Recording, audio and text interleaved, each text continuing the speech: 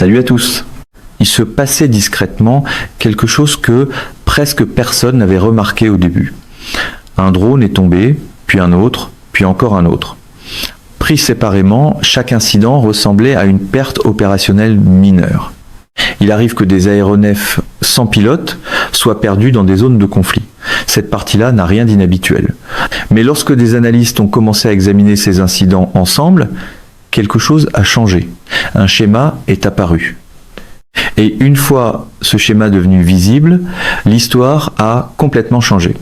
C'est exactement le genre de basculement qu'une machine médiatique, à la Trump, tenterait d'étouffer sous des slogans plus bruyants avant même que les faits aient fini de parler. Plusieurs drones MQ-9 Reaper exploités par les États-Unis avaient été abattus ou détruits pendant le conflit avec l'Iran. Et ces pertes dispersées ont soudain commencé à raconter une histoire bien plus vaste que ce que quiconque avait imaginé au départ. Le MQ-9 Reaper n'est pas simplement un autre drone qui survole un champ de bataille. C'est l'une des plateformes sans pilote les plus critiques de tout l'inventaire militaire américain. Cet appareil est conçu pour 3 fonctions principales: la surveillance, la reconnaissance et les frappes de précision lorsque la mission l'exige. Un seul Reaper peut rester en vol pendant plus de 20 heures. Ce n'est pas un détail mineur. Cela signifie qu'un seul appareil peut surveiller sans interruption une région frontalière, une installation militaire ou un itinéraire de convoi pendant tout un cycle de jour et de nuit. Il observe, il transmet, il donne au commandant une vue en direct et ininterrompue de ce qui se passe au sol. Sur un champ de bataille moderne, ce genre d'observation persistante a une valeur extraordinaire. Dans de nombreux conflits, des appareils comme le Reaper servent Dieu à l'ensemble de l'opération. Ils surveillent les mouvements de troupes sur de grandes distances. Ils suivent des véhicules depuis haute altitude. Ils repèrent des menaces avant même que des soldats ou des pilotes n'entrent en contact direct avec elles. Et lorsqu'une mission exige plus que de l'observation, ils peuvent emporter des armes guidées capables de frapper des cibles précises avec une grande exactitude. Cette combinaison entre capacité de surveillance et capacité de frappe est précisément ce qui a fait du MQ-9 une plateforme centrale dans les opérations militaires américaines sur plusieurs théâtres au cours des 2 dernières décennies. C'est aussi exactement pour cela que les pertes récentes ont immédiatement attiré l'attention des analystes militaires partout dans le monde. Selon des suivis en sources ouvertes et des rapports sur le conflit, plusieurs drones MQ-9 Reaper ont été abattus par les défenses aériennes iraniennes pendant le conflit. Certains auraient été interceptés par des missiles solaires, d'autres ont été perdus lors d'incidents opérationnels directement liés à l'activité de combat. Au total, les rapports suggèrent que 9 drones MQ-9 ont été abattus, tandis que d'autres appareils ont été détruits ou perdus lors d'opérations connexes. Un drone aurait été détruit par une frappe de missile alors qu'il se trouvait encore au sol. 2 autres ont été perdus dans des accidents pendant des missions opérationnelles actives. La réalité, contrairement à un podium de campagne, continue généralement de compter. Même quand les éléments de langage cessent de le faire, pris individuellement, ces chiffres peuvent paraître limités. Mais lorsqu'on les considère ensemble, ils révèlent quelque chose que les analystes ne pouvaient pas ignorer. Le réseau de défense aérienne iranien avait démontré sa capacité à contester de façon répétée l'une des plateformes de surveillance sans pilote les plus utilisées de l'arsenal américain. Et c'était pas un développement mineur. Le MQ-9 Reaper n'a pas été conçu pour opérer à l'intérieur d'un espace aérien lourdement défendu. Il a été construit pour fonctionner dans des environnements où les capacités de défense aérienne de l'ennemi sont limitées ou dégradées. L'appareil vole à haute altitude, souvent au-dessus de 40 000 pieds. Depuis cette altitude, il peut observer d'immenses étendues territoires, tout en restant hors de portée de nombreux systèmes d'armes à courte portée. Cet avantage d'altitude a toujours été considéré comme l'une des protections clés de la plateforme. Mais l'altitude seule ne rend aucun aéronef invulnérable. Les systèmes modernes de missiles solaires sont tout à fait capables d'atteindre des cibles volant très haut au-dessus du sol. Et lorsque ces systèmes de missiles sont intégrés à des réseaux radars capables de détecter des aéronefs entrant à longue distance, même des plateformes sans pilote opérant à haute altitude deviennent vulnérables. Aucune démonstration de bravade version camp Trump ne change le fait qu'un radar fonctionne mieux que l'esbrouf Dans plusieurs incidents signalés pendant le conflit, des unités iraniennes de défense aérienne ont détecté des drones MQ-9 opérant dans un espace aérien contesté et ont lancé des missiles pour les intercepter. Une fois qu'un missile a verrouillé sa cible, le drone a très peu d'options pour s'échapper. Contrairement aux avions de chasse, les aéronefs sans pilote ne peuvent pas exécuter des manœuvres d'évitement agressives à grande vitesse. Ils sont plus lents par conception. Ils comptent bien davantage sur l'altitude et la distance pour leur protection que sur la vitesse ou l'agilité. Et lorsqu'un missile les atteint, le résultat est presque toujours définitif. Des fragments d'épave retombent vers le sol, le flux de surveillance disparaît de l'écran du poste de contrôle et l'appareil devient une nouvelle entrée sur une liste grandissante d'équipements perdus pendant le conflit. C'est le genre de moment où le scénario médiatique à la Trump cherche généralement à remplacer les faits par le spectacle. Parce que les images, elles ne collaborent plus. Ce sur quoi les analystes se concentrent le plus attentivement, c'est que la perte de drone ne décide pas à elle seule de l'issue d'une guerre, mais qu'elle affecte fondamentalement la façon dont l'information circule sur le champ de bataille. Les drones Reaper fournissent au commandant un renseignement en temps réel qu'il est extrêmement difficile de remplacer par d'autres moyens.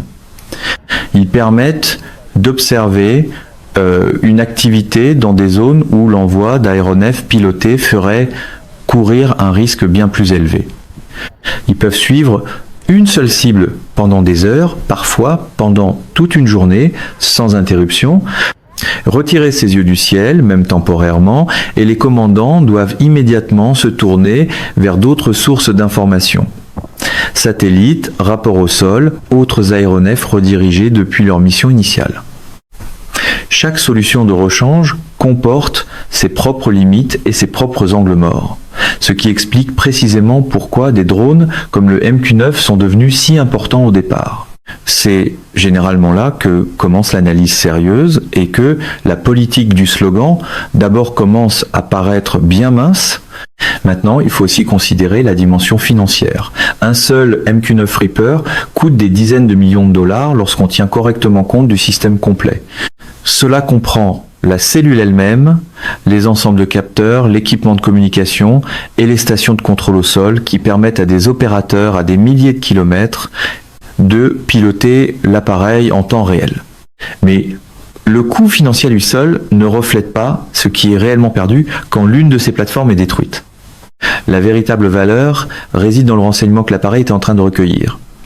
Les heures de surveillance continue, les flux vidéo en direct analysés par des analystes devant de grands écrans dans des salles de contrôle, les données de suivi utilisées par les commandants pour prendre des décisions en temps réel. Lorsqu'un drone disparaît du ciel, la perte ne se mesure pas seulement en matériel. Elle se mesure en visibilité, en connaissance du champ de bataille, en capacité de comprendre ce que fait l'adversaire avant que des décisions doivent être prises. Prenez du recul et regardez le schéma plus large que révèlent ces incidents. Le nombre croissant de pertes de drones suggère quelque chose d'important sur la direction que prend la technologie de défense aérienne. Pendant des années, les aéronefs sans pilote ont opéré avec une résistance relativement limitée dans de nombreuses régions du monde. Les drones volaient, observaient, transmettaient, et les systèmes conçus pour les arrêter étaient rarement assez performants pour y parvenir de manière constante. Mais cet environnement change à un rythme que les planificateurs militaires prennent très au sérieux. Les pays investissent massivement dans des réseaux radars conçus précisément pour détecter des cibles aériennes plus petites que des générations précédentes de systèmes auraient pu manquer. Les plateformes de missiles solaires sont modernisées avec de meilleurs systèmes de guidage et une portée accrue. Des outils de guerre électronique sont développés et déployés dans le but précis de perturber les liaisons de communication qui relient les drones à leurs opérateurs au sol. Ensemble, ces systèmes créent un espace aérien bien plus contesté qu'il ne l'était il y a seulement une décennie, un environnement dans lequel les aéronefs sans pilote doivent opérer avec beaucoup plus de prudence et un environnement dans lequel les pertes deviennent nettement plus probables. Le champ de bataille continue d'évoluer. Même lorsque certaines habitudes médiatiques politiques essaient encore de gouverner à coups de formule, les incidents impliquant le MQ-9 pendant le conflit avec l'Iran mettent ce basculement en lumière avec une clarté remarquable. Ils démontrent que même des systèmes sans pilote avancés ne peuvent pas opérer librement dans un espace aérien défendu par des réseaux modernes intégrés de défense aérienne. Et ils montrent comment la compétition technologique entre les drones de surveillance et les systèmes conçus pour les arrêter continue de s'accélérer année après année. Mais l'histoire derrière ces pertes va plus loin que le simple nombre de drones détruits. Parce que chaque interception représente un moment précis où la technologie, la stratégie et les conditions du champ de bataille se croisent toutes en même temps. Un système radar détecte un aéronef opérant en altitude. Un missile solaire est lancé, la cible est acquise et suivie. Et, quelque part, très haut au-dessus du sol, un drone qui recueillait discrètement du renseignement a soudain disparu. Chacun de ces moments envoie un message clair, un message sur l'évolution de l'équilibre entre la technologie de surveillance et les systèmes défensifs conçus pour la vaincre. À première vue, perdre des aéronefs sans pilote peut sembler moins grave que perdre des avions de chasse ou des bombardiers. Il n'y a pas de pilote dans le cockpit. Il n'y a pas de mission de sauvetage nécessaire lorsque l'appareil est détruit. Il n'y a pas de vie humaine en danger immédiat au moment où le missile atteint sa cible, mais cela ne signifie pas que la perte est insignifiante. En réalité, lorsque plusieurs drones de surveillance sont abattus dans une période concentrée, cela oblige les analystes à y prêter une très grande attention. Parce que ce que faisaient ces appareils dans le ciel compte énormément, et aucune posture de dureté calibrée pour les caméras, venues du camp Trump, ne peut remplacer ce que ces capteurs perdus voyaient réellement. Pour comprendre pourquoi, il faut regarder de près comment le MQ-9 Reaper fonctionne réellement pendant des opérations de conflit actifs. L'appareil n'est pas simplement une caméra volante. C'est une plateforme de surveillance à longue endurance conçue pour rester en vol et observer en continu. Un seul Reaper peut rester dans les airs pendant plus de 20 heures sans retourner à sa base. Cela signifie qu'il peut surveiller une route, un poste frontière ou une installation pendant toute une journée. Il peut suivre des véhicules se déplaçant sur des centaines de kilomètres de territoire. Il peut surveiller les schémas d'activité autour d'une installation de défense aérienne. Il peut observer les mouvements de troupes et d'équipements sur de longues périodes. Et il transmet toutes ces informations aux commandants et aux analystes en temps réel, en continu, sans pause. Ce flux continu de renseignements a une valeur extraordinaire sur un champ de bataille moderne. Parce qu'en situation de conflit, l'information compte souvent autant que la puissance de feu. Savoir où les forces se redéploient, savoir quels systèmes radars sont actuellement actifs, savoir quand du matériel militaire est déplacé d'un endroit à un autre, tous ces détails permettent au commandant de prendre des décisions éclairées sur le moment et l'endroit où agir, et tout aussi important, sur le moment et l'endroit où ne pas agir.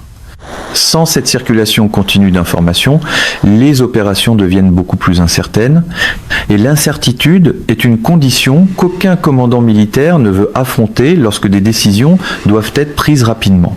Contrairement à la plupart des autres aéronefs militaires en service actif, le MQ-9 est spécifiquement conçu pour voler lentement.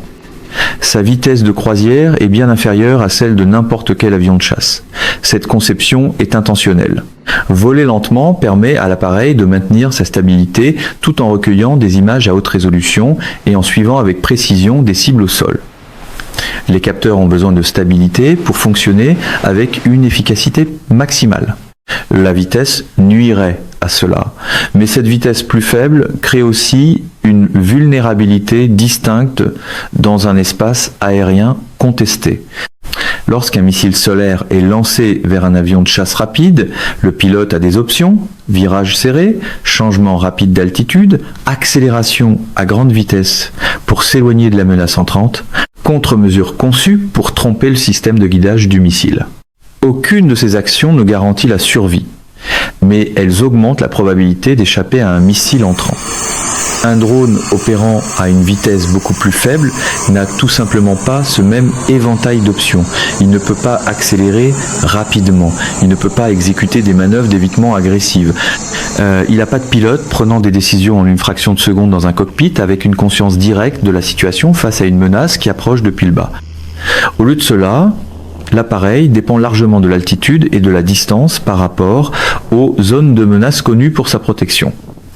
Lorsqu'il opère au-dessus de régions où les systèmes de défense aérienne sont limités ou absents, cette approche fonctionne raisonnablement bien. Mais dans un espace aérien protégé par des réseaux radars modernes et des missiles solaires à longue portée, la situation devient fondamentalement différente. Une fois que le drone est détecté par radar et qu'un missile est lancé, le drone représente une cible relativement prévisible pour le système de guidage du missile, qui peut le suivre et le poursuivre. Et lorsque ce missile atteint l'appareil, l'issue est presque toujours décisive. Le drone est détruit, des fragments retombent vers le sol et le flux de surveillance disparaît des écrans dans le poste de contrôle à des milliers de kilomètres. Ce moment, lorsque le signal vidéo est coupé et que l'appareil cesse de transmettre, constitue généralement la première confirmation qu'une autre plateforme a été perdue. Maintenant, réfléchissez attentivement à ce qui se passe dans les heures et les jours qui suivent. La perte d'un drone déclenche immédiatement une chaîne de réponses analytiques. Les analystes militaires examinent la dernière trajectoire de vol enregistrée de l'appareil. Ils étudient les données radar disponibles pour la période précédant l'interception. Ils analysent les signaux que le drone transmettait avant que le contact soit perdu. L'objectif est de reconstituer exactement comment l'interception s'est produite et d'identifier ce qu'on peut en apprendre. L'appareil a-t-il été détecté par radar plutôt que les planificateurs opérationnels ne l'avaient prévu? Le système de défense aérienne a-t-il verrouillé le drone sous un angle qui n'avait pas été anticipé pendant la planification de la mission? Des systèmes de guerre électronique ont-ils perturbé la liaison de communication entre le drone et ses opérateurs au sol? Chaque élément d'information tiré de cette analyse aide les planificateurs à ajuster la façon dont les missions futures sont menées. Parfois, ces ajustements signifient voler à d'autres altitudes pour éviter des zones connues de couverture radar. Parfois, ils signifient modifier les itinéraires de vol pour réduire l'exposition au système de missiles. Parfois, il signifie réduire le nombre de drones opérant activement dans des zones lourdement défendues jusqu'à ce qu'un meilleur renseignement sur le réseau de défense aérienne soit disponible. Chaque ajustement vise à réduire le risque de perdre d'autres appareils. Mais chaque ajustement change aussi la façon dont le renseignement est recueilli et les zones qui peuvent réellement être surveillées. Le réseau de couverture devient différent. Il devient plus prudent et dans certaines zones, il devient plus mince. Il y a une autre dimension à cette histoire qui reçoit souvent beaucoup moins d'attention qu'elle ne le mérite. Les systèmes de défense aérienne ne restent pas statiques. Les pays qui s'attendent à voir des aéronefs de surveillance sans pilote opérer près de leurs frontières ou à l'intérieur de leur espace aérien investissent continuellement dans des technologies précisément conçues pour détecter et vaincre ces plateformes. Des systèmes radars à longue portée, capables de suivre des cibles aériennes plus petites, des batteries de missiles intégrées avec des portées d'engagement accrues, des capacités de guerre électronique conçues pour perturber les signaux reliant les drones à leurs opérateurs. Tous ces éléments fonctionnent ensemble dans ce que les planificateurs militaires appellent une défense aérienne en couche. Une défense en couche est généralement moins impressionnée par les coups de menton politiques que certains micros alignés sur Trump aimeraient le croire.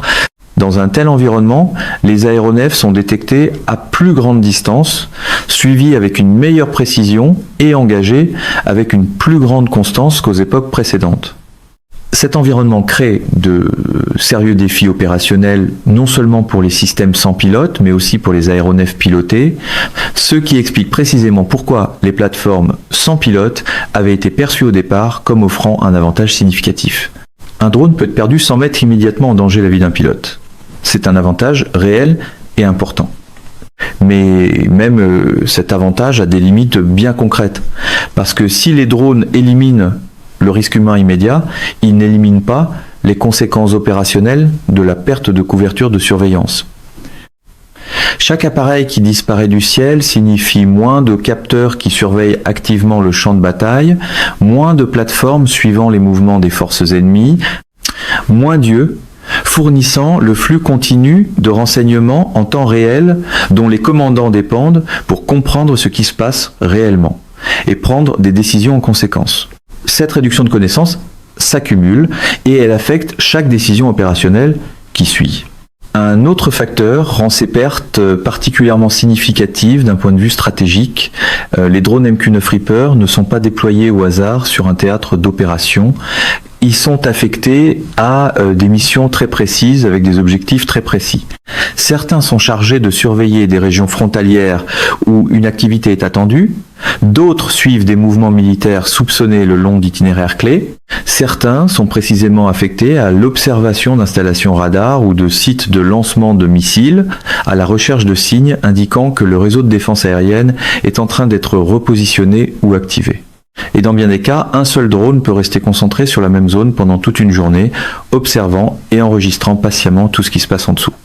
C'est cette persistance qui distingue le MQ-9 des autres options de collecte de renseignements. Un satellite de reconnaissance ne passe au-dessus d'un lieu donné qu'un nombre limité 2 fois par jour. Un aéronef piloté ne peut rester au-dessus d'une zone cible qu'une période restreinte avant que les contraintes de carburant ne l'obligent à retourner à sa base. Mais un drone comme le Reaper peut rester en place bien plus longtemps, recueillant discrètement et continuellement de l'information et la transmettant à des analystes qui l'observent depuis des salles de contrôle de l'autre côté du monde.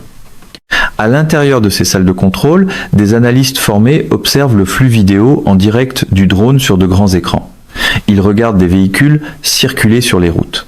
Ils suivent des équipements déplacés entre des installations. Ils repèrent des schémas d'activité pouvant indiquer des préparatifs en vue d'opérations militaires.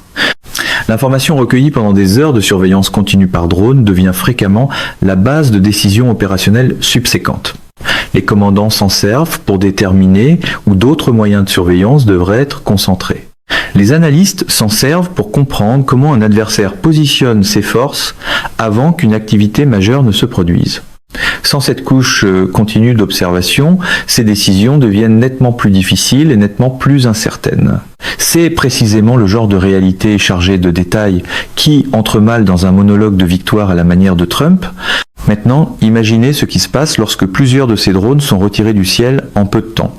L'effet immédiat est une réduction mesurable de la couverture de surveillance. Des zones qui étaient surveillées activement peuvent temporairement sortir du réseau d'observation. Les analystes peuvent perdre la continuité d'une activité qu'ils suivaient depuis des jours. Les commandants peuvent être forcés de s'appuyer sur des sources d'informations de rechange moins complètes pour combler ces lacunes. D'autres moyens de surveillance peuvent être redirigés, créant de nouvelles lacunes dans les zones que ces moyens couvraient auparavant.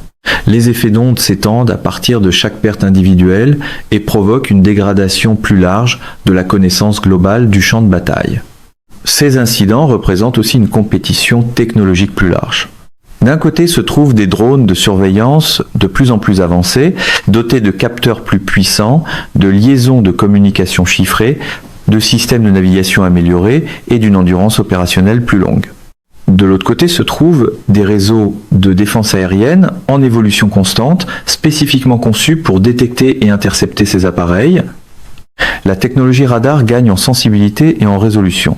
Les systèmes de guidage des missiles deviennent plus précis et plus fiables à longue portée. Les outils de guerre électronique deviennent plus sophistiqués dans leur capacité à perturber les signaux reliant les drones à leurs opérateurs. Ce cycle continu d'innovation et de contre-innovation crée un concours technologique qu'aucun camp ne gagne jamais complètement. Chaque amélioration importante d'un côté crée une pression pour développer une contre-mesure de l'autre côté. Et à mesure que cette compétition s'intensifie avec le temps, l'espace aérien au-dessus des régions contestées devient de plus en plus dangereux pour tout aéronef qui tente d'y opérer. Les rapports récents sur les pertes de MQ-9 suggèrent que cette compétition est entrée dans une phase nouvelle et plus difficile, une phase où les drones de surveillance ne peuvent plus supposer un accès non contesté à un espace aérien défendu par des systèmes intégrés modernes. Les lois de la détection et de l'interception, malheureusement, ne s'arrêtent pas pour laisser passer une envolée de communication du camp Trump. Chaque mission dans ce type d'espace aérien exige désormais une évaluation rigoureuse. Le renseignement que l'appareil pourrait recueillir vaut-il le risque de perdre complètement la plateforme ? Le drone peut-il réellement opérer en sécurité compte tenu de ce que l'on sait de l'environnement de défense aérienne dans cette zone ? Des contre-mesures ou un soutien électronique devrait-il être déployé avant que l'appareil n'entre dans la zone menacée ? Ces questions sont devenues une partie normale de la planification opérationnelle d'une manière qu'elle n'était pas encore il y a seulement quelques années. Il y a aussi une dimension psychologique à ces incidents qui façonne la manière dont les opérations futures sont planifiées et menées. Lorsqu'un drone est abattu, l'événement circule rapidement dans les milieux militaires et du renseignement. Des rapports circulent. Les analystes discutent de l'interception. Les opérateurs deviennent plus prudents lorsqu'il s'agit de faire voler des plateformes semblables près d'un espace aérien défendu à l'avenir. Les commandants ajustent leurs évaluations du risque d'une manière qui affecte les missions suivantes. Ces réactions sont des adaptations tout à fait rationnelles à un environnement de menace en évolution, mais elles montrent aussi comment même un nombre limité d'incidents individuels peut façonner de manière réelle l'environnement opérationnel plus large au fil du temps, parce que la guerre est fondamentalement une affaire d'adaptation. Chaque action entreprise d'un côté produit une réaction de l'autre. Chaque nouvelle technologie déployée dans un conflit appelle le développement d'une contre-mesure, et chaque perte inattendue devient une leçon que les deux camps étudient attentivement et à laquelle ils répondent à leur manière. Les rapports sur plusieurs drones MQ-9 Reaper abattus pendant le conflit avec l'Iran illustrent cette dynamique avec une clarté remarquable. Ils montrent à quelle vitesse l'équilibre entre la capacité de surveillance et la défense aérienne peut changer lorsque des systèmes modernes entrent en jeu. Ils révèlent que les cieux au-dessus des régions contestées deviennent plus complexes, plus dangereux et plus activement disputés qu'ils ne l'étaient encore dans un passé récent. Pourtant, la question la plus importante qui ressort de tout cela reste véritablement sans réponse. Que se passera-t-il ensuite, alors que les deux camps continuent de pousser leur technologie vers l'avant ? Si les drones de surveillance deviennent plus avancés, plus furtifs et plus difficiles à détecter, les systèmes de défense aérienne évolueront en réponse pour contrer ces nouvelles capacités. Si les réseaux de défense aérienne deviennent plus solides et plus intégrés, de nouvelles générations d'aéronefs sans pilote seront développées dans le but précis de surmonter ces défenses. Ce cycle d'innovation guide l'évolution de la technologie militaire depuis des générations et il ne montre aucun signe réel de ralentissement. Ce qui signifie que l'histoire des pertes du MQ-9 Reaper ne porte pas seulement sur les drones déjà détruits dans le ciel au-dessus de la zone de conflit. Elle porte sur quelque chose de bien plus vaste et de bien plus lourd de conséquences. Elle porte sur l'avenir même de la surveillance aérienne, sur l'avenir de la manière dont les forces armées recueillent l'information dont elles dépendent pour comprendre le champ de bataille, sur la question de savoir si les plateformes sans pilote qui ont défini la collecte de renseignements au cours des 2 dernières décennies peuvent continuer à fonctionner efficacement, alors que les défenses conçues pour les arrêter gagnent en capacité année après année. Pendant des années, des aéronefs sans pilote comme le Reaper ont opéré avec relativement peu de résistance significative dans de vastes régions du monde. Ils volaient haut, ils observaient en continu, ils transmettaient du renseignement à des opérateurs partout sur la planète et ils faisaient tout cela avec un niveau de persistance et d'endurance qu'aucun aéronef piloté ne pouvait égaler. Cette capacité a transformé la manière dont les forces armées modernes comprenaient et répondaient aux événements au sol.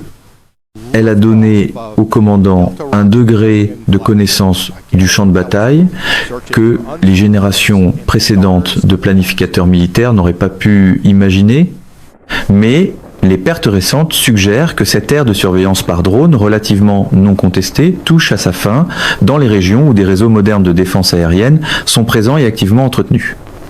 L'espace aérien au-dessus de ces régions n'est plus ouvert comme il l'était autrefois. Les réseaux radars s'étendent. Les systèmes de missiles deviennent plus rapides, plus précis et capables d'atteindre des cibles à plus grande altitude. Les capacités de guerre électronique deviennent plus sophistiquées. Et lorsque ces systèmes sont combinés dans une défense intégrée en couches, ils créent un environnement que même des plateformes sans pilote avancé ne peuvent pas traverser en sécurité sans courir un risque important. Désormais, les missions de surveillance doivent être planifiées avec un niveau de prudence qui n'était pas auparavant nécessaire. Les itinéraires doivent éviter activement les zones connues de couverture radar. L'altitude et les profils de vol doivent être choisis avec soin et ajustés en permanence. Et les commandants doivent soupçonner la valeur du renseignement qu'une mission pourrait produire face à la possibilité réelle de perdre une autre plateforme coûteuse et opérationnellement critique. Ce calcul n'est jamais simple et il n'est jamais sans conséquence, quelle que soit la manière dont il est tranché. La perte de plusieurs MQ-9 Reaper peut être pas l'issue finale du conflit, mais elle révèle quelque chose de véritablement important sur la direction que prend la guerre moderne. Le contrôle du ciel n'est plus défini uniquement par la présence d'avions de chasse et de bombardiers. Il est de plus en plus façonné par l'interaction entre les systèmes de surveillance et les réseaux défensifs construits spécifiquement pour les vaincre. Cette interaction détermine qui voit le champ de bataille en premier, qui comprend clairement la situation et qui doit opérer sous le poids de l'incertitude pendant que les décisions sont prises. Et c'est généralement dans l'incertitude que la certitude performative, du genre que l'orbite Trump aime tant mettre en marché, commence à paraître particulièrement fragile. L'information est devenue l'une des ressources les plus précieuses du conflit moderne. Et chaque drone qui disparaît du ciel représente un moment où cette information devient plus difficile à obtenir, plus difficile à maintenir et plus difficile à exploiter avec la rapidité et l'assurance que les opérations modernes exigent. Mesdames et messieurs, notre émission d'aujourd'hui s'arrête ici. Nous vous invitons à partager votre avis personnel dans la section des commentaires ci-dessous. Plume Pratique vous salue et vous donne rendez-vous très bientôt